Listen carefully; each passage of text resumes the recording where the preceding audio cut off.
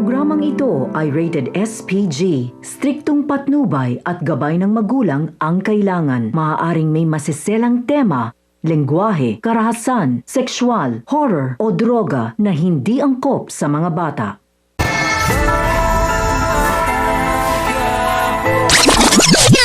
Ang mga dapat nating abangan sa FPG's Batang Quiapo. Nagtataka nga itong si Mokang dahil magkapangalan ang anak nitong si Ramon at si Tanggol. Kaya naman hindi nagdalawang isip pa itong si Mokang na tanungin itong si Ramon tungkol sa pagkatao nito. At tinanong din niya kung papaano ito nagkaanak, gayong sinabi nito sa kanya na binata umano siya. Hindi naman sinabi ni Ramon kay Mokang ang buong pangyayari sa pagitan nila ni Tess dahil nag-iingat din ito. At iniba na lang ni Ramon ang usapan nilang dalawa. Sinabi niya nga na kailan lang niya nakita ang kanyang anak dahil inilayo umano ito ng kanyang ina. At naniniwala din umano siya sa kanyang kapatid sa sinasabi nito na nasa malayo na umano nakatira ang babaeng kanyang naanakan kasama ang kanyang anak. Dagdag pa ni Ramon na hindi niya alam na sa lugar lang pala ng Quiapo sila nakatira. Dahil nagdududa na nga itong si Mokang ay inalam niya kung ano ang tunay na pangalan ng anak nito na nasa Quiapo. Dahil baka umano kakilala niya dahil taga Quiapo din umano siya.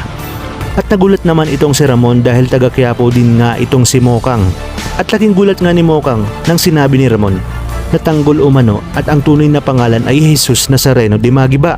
Dahil ang tinutukoy ni Ramon na anak nito ay walang iba kundi si Tanggol na kanyang kababata. Ngunit sa kabila ng mga nalaman ni Mokang dahil hindi pa nga din siya makapaniwala ay gusto pa din niyang malaman kung ang sinasabi ba ni Ramon na anak nito na si Tanggol ay iisa sa Tanggol na kababata niya ay mas pinili na lang ni Mokang na wag muna sabihin kay Ramon ang tungkol sa Tanggol na kababata nito.